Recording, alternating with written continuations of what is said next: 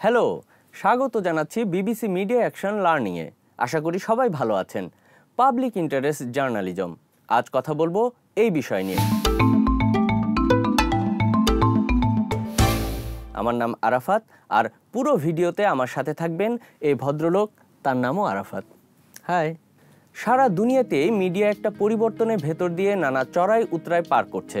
সংকট সমাধানে এর একটা উপায় বলা হচ্ছে, এ সময়ে আমরা যত বেশি পাবলিক ইন্টারেস্ট জার্নালিজম চর্চা করতে পারবো, অডিয়েন্সের আগ্রহ আমরা তত বেশি ধরে রাখতে পারবো।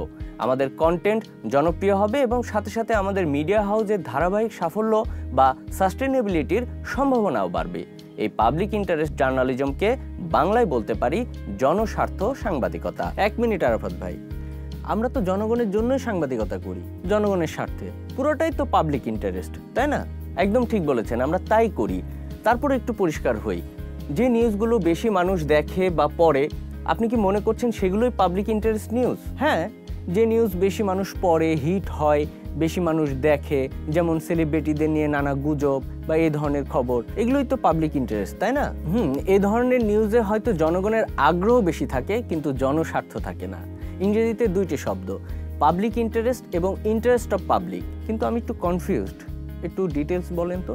সহজ কথায়, পাবলিক ইন্টারেস্ট জার্নালিজম বা জনস্বার্থ সাংবাদিকতার কেন্দ্রে থাকবে পাঠক বা দর্শক তথা জনগণ।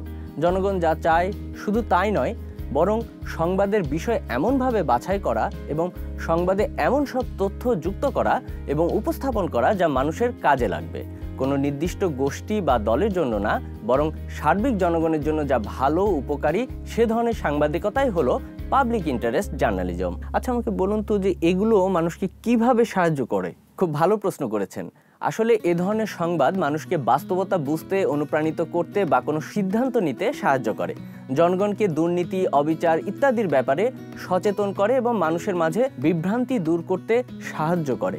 জনগণকে একত্রিত হতে উদ্বুদ্ধ করে এবং জনগণের স্বাস্থ্য, শিক্ষা ও নিরাপত্তা নিশ্চিতে সহায়তা করে। যেমন ধরুন, করোনা টিকা কর্মসূচির একটা পর্যায়ে কয়েকটি কাগজে এবং অনলাইন পোর্টালে একটা নিউজ হয়েছে, শুরু হয়েছে বুস্টার ডোজ। খবরে আছে, স্বাস্থ্যমন্ত্রী জানিয়েছেন করোনা টিকার বুস্টার ডোজ দেয়া শুরু হয়েছে। এটা কি আপনার কাছে পাবলিক ইন্টারেস্ট নিউজ বলে মনে হচ্ছে? হ্যাঁ, এটা তো জনস্বার্থের বিষয়।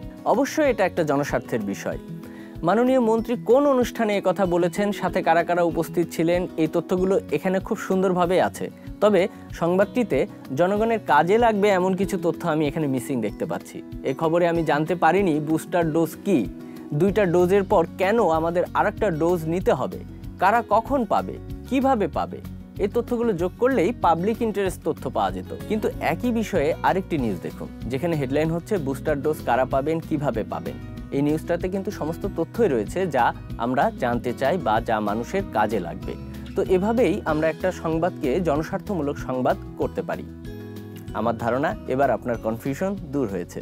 হ্যাঁ, এবার কিছুটা কনফিউশন দূর হয়েছে। আচ্ছা, জনস্বার্থ সাংবাদিকতা কি সব বিষয়ে হতে পারে? যেমন ধরেন বিনোদন, ক্রীড়া বিষয়ক সাংবাদিকতা, এগুলো কি জনস্বার্থ বিষয়ক সাংবাদিকতার ভিতর পড়তে পারে? হ্যাঁ, অবশ্যই, যে কোনো বিষয়েই হতে পারে। তবে সাংবাদিক হিসেবে আমাদের মনে রাখা দরকার যে বিষয়টা আমরা পিক করছি সেটা মানুষের জন্য কতটুকু দরকারি। সংবাদে যে তথ্যগুলো আমরা দিচ্ছি তা মানুষের কতটুকু কাজে লাগছে। সংবাদের এ ধরনের উপস্থাপনের মাধ্যমেই সব ধরনের সংবাদকে আমরা পাবলিক ইন্টারেস্ট জার্নালিজমের লেন্সে নিয়ে আসতে পারি। যেমন ধরুন, আমরা সেলিব্রিটিদের নিয়ে নানা ধরনের ক্লিকবেট নিউজ হরহামেশা করে থাকি।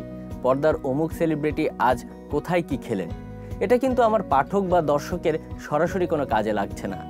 কিন্তু আমি যদি সেসব খাবারের পুষ্টিগুণ কি এই তথ্যগুলো যোগ করি, তাহলে কিন্তু এটা জনস্বার্থ সংবাদে পরিণত হতে পারে। তাছাড়া সরকারি নানা সেবা, অর্থনৈতিক কর্মকাণ্ড, স্বাস্থ্য, শিক্ষা, পর্যটন, নানা বিষয়ে জনস্বার্থমূলক সংবাদ করার সুযোগ তো রয়েছেই। আচ্ছা আরাফাত ভাই, জনস্বার্থ সাংবাদিকতা করতে হলে তাহলে কি সবসময় অনুসন্ধানী রিপোর্টিংই করতে হবে? সবসময় সেটা প্রযোজ্য নাও হতে পারে। আমরা ডেস্কে বসেই পাবলিক ইন্টারেস্ট সংবাদ বানিয়ে ফেলতে পারি। যেমন ধরুন, আগামীকাল এসএসসি পরীক্ষার ফল প্রকাশ হবে। আমি কিন্তু ডেস্কে বসেই ওয়েবসাইট দেখে এসএসসির রেজাল্ট কখন কিভাবে পাওয়া যাবে এই রিপোর্টটি করে ফেলতে পারি, যা হয়তো বহু মানুষের কাজে লাগবে। হ্যাঁ, বুঝলাম, কিন্তু জনস্বার্থ সাংবাদিকতা বা এই ধরনের রিপোর্ট দিয়ে কি পর্যাপ্ত পাঠক দর্শক টানা যাবে? বা এই ধরনের রিপোর্ট কি গণমাধ্যমের জন্য আর্থিকভাবে লাভজনক? এই প্রশ্নের উত্তর খোঁজার আগে বিবিসির সাম্প্রতিক একটা গবেষণার কথা জানাতে চাই। সম্প্রতি বিবিসি তার সব ভাষাভাষী দর্শকদের উপর দীর্ঘ গবেষণা করে দেখেছে মানুষ মূলত 6টি চাহিদার কারণে সংবাদ পড়তে বা জানতে আসে। সেগুলো হলো update me, give me perspective, educate me, inspire me, divert me, keep me on trend. এটাকে বলা হচ্ছে 6 হুইল। 6 হুইল বিষয়টা কি একটু ডিটেলস বলবেন? যেমন ধরুন আপডেট মি, সর্বশেষ কি ঘটনা ঘটলো মানুষ তা জানতে চায়।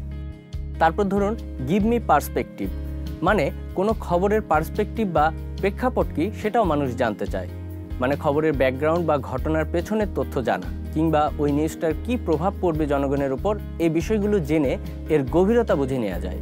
আর সংবাদ থেকে দর্শক, পাঠক বা শ্রোতা কিছু শিখতেও চায়। এই চাহিদাটা হলো এডুকেট মি। আর ইন্সপায়ার মি ক্যাটাগরি হলো মানুষ এমন ধরনের খবর জানতে চায় যা তাকে ইন্সপায়ার করে, যেমন নানা প্রতিবন্ধকতা পেরিয়ে মানুষের এগিয়ে যাওয়ার বা সাফল্যের গল্প। হ্যাঁ, এরকম ইন্সপায়ারিং স্টোরি, ফিচার স্টোরি তো আমরা করি নানা সময়। একদম ঠিক বলেছেন, আমরা এরকম নিউজ করি। আর একটা ক্যাটাগরি হলো ডাইভার্ট মি। একই রকম খবরের ভিড়ে মানুষ একটু ভিন্ন স্বাদের কোনো সংবাদ চায়। ঘটনা প্রবাহের ভিতর এমন একটা অ্যাঙ্গেল মানুষ জানতে চায় যেটা তাকে একটু ভিন্ন দিকে বিনোদিত করবে। যেমন প্রতিদিন করোনায় আক্রান্ত আর মৃত্যুর খবরের পাশাপাশি নিজেই বানিয়ে নিতে পারেন আপনার সুরক্ষা মাস্ক বিষয়ক এক বা একাধিক স্টোরি হতে পারে, যেখানে দেখানো যেতে পারে মানুষ কত বিচিত্র কিংবা ফ্যাশনেবল মাস্ক ব্যবহার করছে বা দর্শক নিজেই কিভাবে তা বানাতে পারে। হ্যাঁ, এ ধরনের নিউজও তো হয়েছে, আমি দেখেছি। হ্যাঁ, হচ্ছে।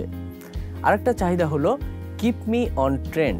মানুষ জানতে চায় এখনকার ট্রেন্ড কি নিয়ে সবাই কথা বলছে, হট টপিক কি চলছে, বা নিজেকে ট্রেন্ডি রাখতে সে কি করতে পারে। প্রতিদিন সোশ্যাল মিডিয়াতে একটু চোখ রাখলে ওখান থেকেও আমরা যেমন আইডিয়া পেতে পারি, আবার সোশ্যাল মিডিয়ার ভাইরাল স্টোরি বা ইন্টারেস্টিং কোনো কিছুও আমাদের স্টোরি হতে পারে।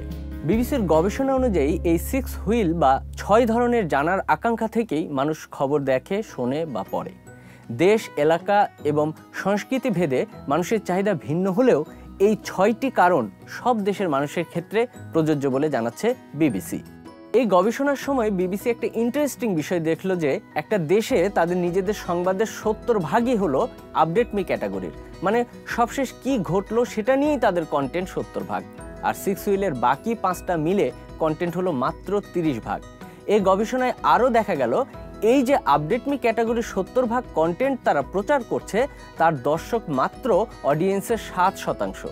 বাকি 93% দর্শকেরই দিনের এসব ঘটনা প্রবাহের বা আপডেট মি ক্যাটাগরির খবরের ব্যাপারে কোনো আগ্রহ নেই।